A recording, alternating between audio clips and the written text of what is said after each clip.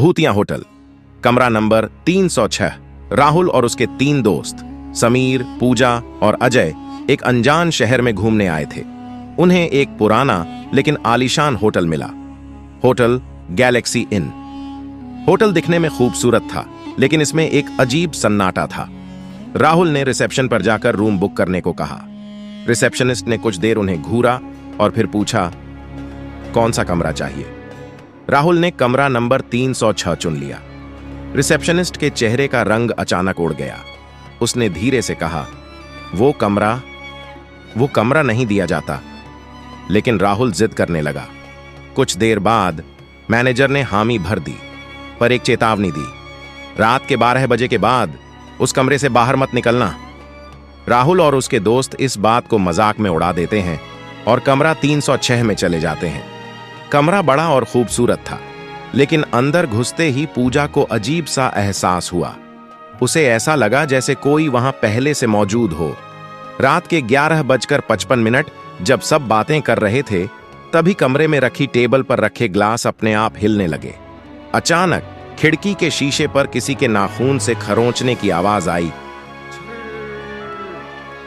समीर ने तुरंत पर्दा हटाकर देखा, लेकिन बाहर कोई नहीं था। तभी बाथरूम से पानी गिरने की आवाज आई। राहुल ने दरवाजा खोला तो नल से पानी गिर रहा था, लेकिन पानी नहीं, बल्कि लाल रंग का खून निकल रहा था।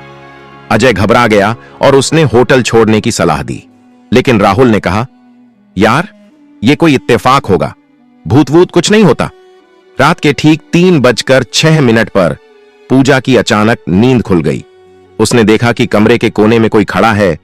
उसका चेहरा दिख नहीं रहा था, बस उसकी छाया हिल रही थी।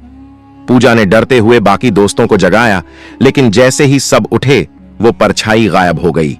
अचानक कमरे का दरवाजा जोर से धड़ाम से बंद हो गया। अब तो सबके रोंगटे खड़े हो गए।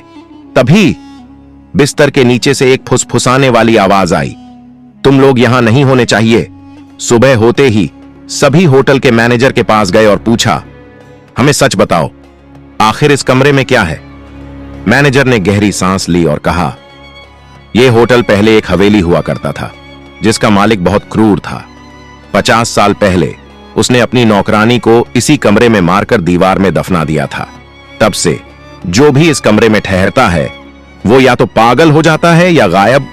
समीर ने घबरा कर पूछा, तो अब हमें क्या करना चाहिए। मैनेजर ने कहा, रात के 3:06 पर कमरे में एक आत्मा आती है। अगर वो तुम्हें देख ले तो तुम भी।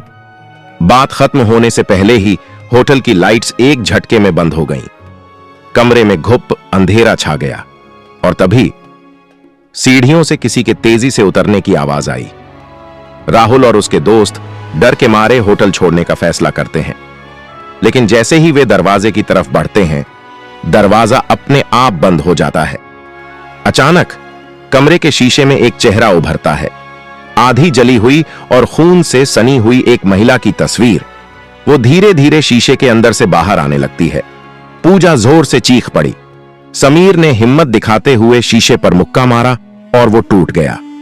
लेकिन जैसे ही शीशा टूटा, पीछे दीवार पर उसी महिला का चेहरा बना हुआ था।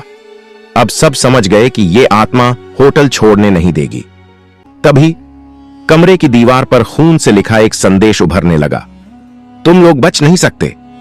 समीर ने मोबाइल निकाला और होटल की पुरानी कहानियों के बारे में सर्च करने लगा। उसे पता चला कि इस आत्मा को मुक्त करने के लिए होटल में छुपे उसके शरीर को जलाना होगा। राहुल और अजय ने हिम्मत जुटाई और होटल के बेसमेंट में गए। वहां उन्हें एक पुरानी लकड़ी की अलमारी मिली। जैसे ही उन्होंने अलमारी खोली, अंदर से कंकाल गिर पड़ा। वहीं आत्मा का शरीर था। तभी बेसमेंट की लाइट्स बुझ गईं और पीछे से वो आत्मा जोर से चीखती हुई आई। राहुल ने माचिस जलाई और उस कंकाल को आग लगा दी। जैसे ही कंकाल जला, आत्मा की चीखें कमरे में गूंज उठीं और वो धुएं में बदलकर गायब हो गई। आत्मा के गायब होते ही होटल की सारी लाइट्स अपने आप जल उठीं। राहुल और उसके दोस्त भागते हुए होटल से बाहर आए। होटल के मैनेजर ने राहत की सांस ली और कहा, तुम लोगों ने जो किया वो आज तक कोई नहीं कर पाया। अब यह होटल सुरक्षित है, लेकिन जैसे ही राहुल अपनी गाड़ी की तरफ बढ़ा, उसे अपने कंधे पर किसी के हाथ का स्पर्श महसूस हुआ। उसने धीरे से पीछे मुड़कर देखा, पर वहां कोई नहीं था। और तभी होटल के अंदर फिर से घंटी बज उठी। दी एंड, या शायद नहीं।